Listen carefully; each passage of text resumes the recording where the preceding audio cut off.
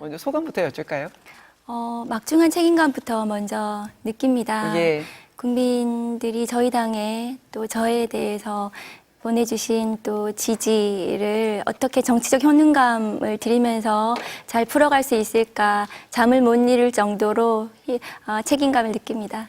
어제 뉴스데스크에 조국 대표가 출연을 해서 인터뷰를 했는데 보니까 이 당선인님이 조국 대표와 함께 검찰개혁 선봉에 서겠다 이제 이렇게 네. 읽히는데 부담되진 않으십니까? 아니요, 그 검찰개혁은 모든 국민들의 지금 열망이라고 저는 생각을 하고 검찰권이 공정하게 국민들께 되돌려지는 것만이 지금 제대로 된 나라를 일으킬 수 있겠다 생각하기 때문에 책임감 가지고 열심히 잘 할 생각입니다. 네. 국회에서 제일 먼저 할 일이 윤석열 대통령 사퇴 촉구 결의안이다 이렇게 밝힌 바가 있으신데 대통령이 또 사임하면 나도 의원직 내려놓겠다고 네. 말씀하셨던 걸로 기억하고요. 여전히 유효합니까? 네, 그 임기를 마치지 않은 검찰총장이 임기 전에 그만두고 특정 정당에 가입하고 들어가고 또 대통령 후보까지 되어서 대통령이 마침내 되었습니다. 그 검찰의 정치적 중립성을 심각하게 위협하는 문제였다고 저는 생각하는데 검찰 내에서 아무도 그것에 대해서 제대로 된 비판을 한 적이 없어요. 그것은 굉장히 문제라고 생각하고 지금 이제 검찰 독재 정권으로 나아가고 있지 않습니까? 그래서 저 같은 사람이 사실은 정치에 이렇게 나설 이유가 전혀 없는데 그럼에도 불구하고 지금 검찰 독재 정권을 좀 조기 종식시켜야 된다는 조국 혁신당의 강령에 많은 국민들이 동감해 주셨고 그 앞장서서 제가 좀 잘 싸울 수 있을 것 같다 생각해서 저를 지지해 주신 거기 때문에 내일이라도 대통령이 자리에서 내려온다면 저는 제가 더 정치를 할 이유가 없다고 생각합니다. 지난달 19일 용산 대통령실 앞 쏟아지는 비를 맞으며 비장하게 외치는 구호는 정권 퇴진입니다. 국민의 슬픔과 아픔에 칼질을 하고 명품백으로 하늘을 가리는 시대적 폐륜 집단을 반드시 청산하겠습니다.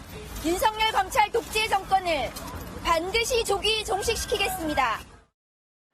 24년 검찰에 몸담았던 박은정 전 검사의 정치 임무는 윤 대통령과의 악연에서 비롯됐습니다. 법무부 감찰 담당관이던 2020년 사상 초유의 검찰총장 징계를 주도했는데 당시 총장이 윤 대통령이었습니다. 현 정권이 집권한 뒤 감찰 자료를 무단으로 제공했다는 등의 혐의로 징계 대상이 됐고 지난 2월 사직서를 냈지만 해임 처분됐습니다. 감찰과 관련해서 불법 부당하다. 그래서 사실상 보복성 징계라고 저는 생각을 합니다.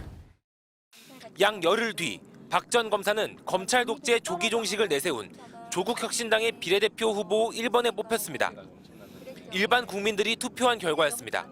국회 가면 이건 제일 먼저 해보고 싶다 이런 게 있으신가요? 윤석열 대통령 사퇴 촉구 결의안 내겠습니다. 박 후보는 윤 대통령이 정치를 그만두면 자신도 의원직을 내려놓겠다고 했습니다. 그전까지는 검찰권을 바로잡는데 온 힘을 쏟겠다는 각오입니다.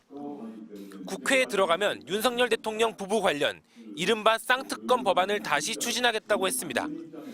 조국 혁신당의 1호 발의 예정 법안은 한동훈 특검법입니다.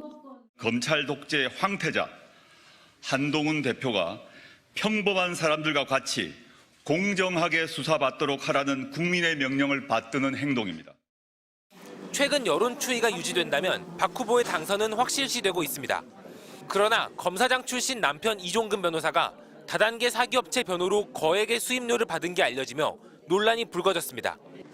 전관예우 논란에 대해 박 후보는 전관으로 한다면 160억 원을 벌었어야 한다고 말했습니다. 수임 사건의 상당수는 다단계 피해자 구제에 해당한다고도 설명했지만 국민적 정서와는 거리가 있다는 논란이 일기도 했습니다. 현 정권과 가장 날카로운 각을 드러내면서 지지세를 끌어올리고 있지만 이른바 조국 사태 이후 공정에 대한 논란은 당이 넘어야 할 숙제입니다. MBC 뉴스 김건희입니다.